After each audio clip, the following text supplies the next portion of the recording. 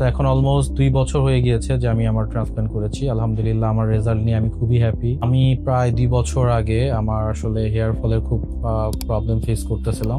এরপর আমি আসলে ডক্টর তারের কাছে এসেছিলাম, ওনার সাথে কনসাল্ট করার পর উনি আমাকে সাজেস্ট করলেন যে আমার আসলে হেয়ার ট্রান্সপ্ল্যান্ট করাটা দরকার। তো এরপর আসলে ওনার গাইডলাইন ফলো করে আমি পিএইচটি মেথড, যেটা লেটেস্ট টেকনিক, উনি সাজেস্ট করলেন আমাকে।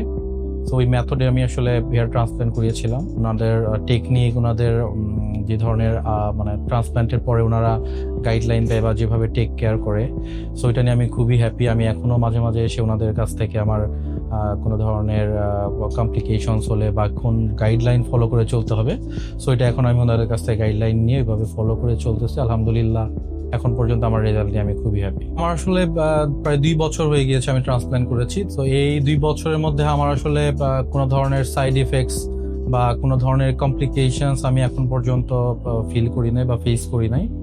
আরেকটা ব্যাপার হচ্ছে যে ওনাদের একটা যে মানে ক্লায়েন্ট সার্ভিস বা কাস্টমার সার্ভিস যেটা বলি, এটা আমি বলবো যে এটা খুবই ভালো। কারণ হচ্ছে ওনারা টাইম টু টাইম আমার খোঁজ খবর নেয় আমি কোনো ধরনের প্রবলেম ফেস করছি কিনা, সো ওইটার ব্যাপারেও তারা অনেক কেয়ার করে। ওনারা নিয়মিত যোগাযোগ করে।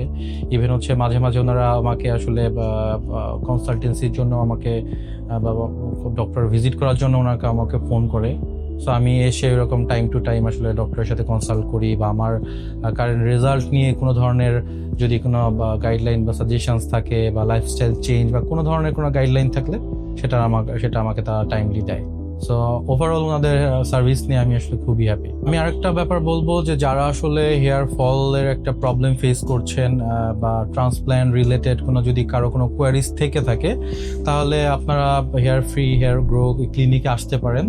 এসে একজন অভিজ্ঞ ডক্টরের সাথে কনসাল্ট করতে পারেন। সো ওনারা হয়তো আপনার কন্ডিশন দেখে আপনার জন্য বেস্ট যে ট্রিটমেন্ট সেটা হয়তো আপনাকে সাজেস্ট করবে।